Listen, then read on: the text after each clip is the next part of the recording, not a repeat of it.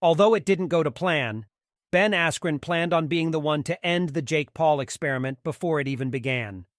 During the rise of influencer boxing in 2020, it was mocked by most professional fighters who believed it was nothing more than a fad. The emergence of controversial YouTuber Jake Paul to the influencer boxing scene did, however, add some intrigue.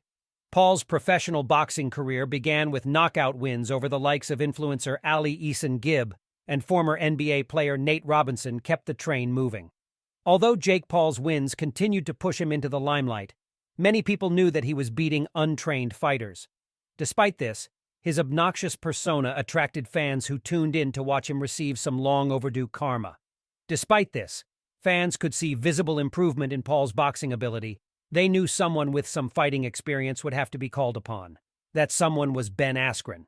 Funky had one of the best wrestling pedigrees in MMA, however. When it came to fighting Jake Paul, it was apparent his best days were behind him.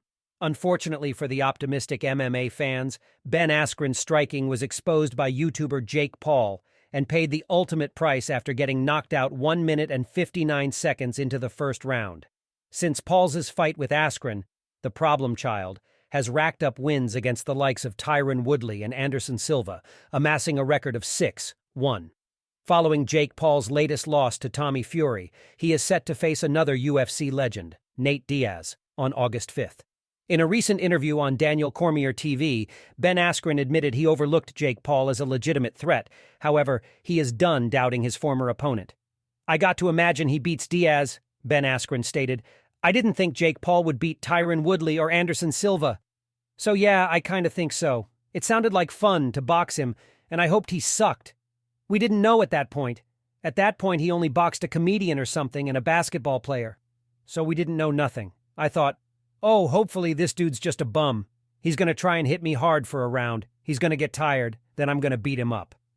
We didn't know he was any good. Despite Nate Diaz's impressive fighting lineage, Askren believes that Diaz is underestimating Paul and making the same mistake he made. Regardless, with a win over Nate Diaz, the 26-year-old social media star will be eyeing up a high-profile affair with Conor McGregor. The tie between the three of them would be McGregor's long-standing rivalry with Diaz in the UFC.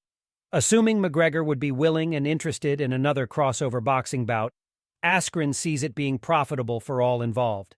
"Yeah, I did make more money fighting Paul," Askren exclaimed. "I think McGregor times Jake Paul makes everyone a lot of money, and I think if he beats up Nate Diaz, it makes a lot of sense. I don't know what Conor's contract is or what his relationship is with UFC where he can go get it done, but I think a lot of people buy that fight. I think there's a lot of casual fans who just want to see a boxing match, and you know what? Jake Paul's actually not bad at boxing, and maybe I'm just trying to make myself feel better, potentially.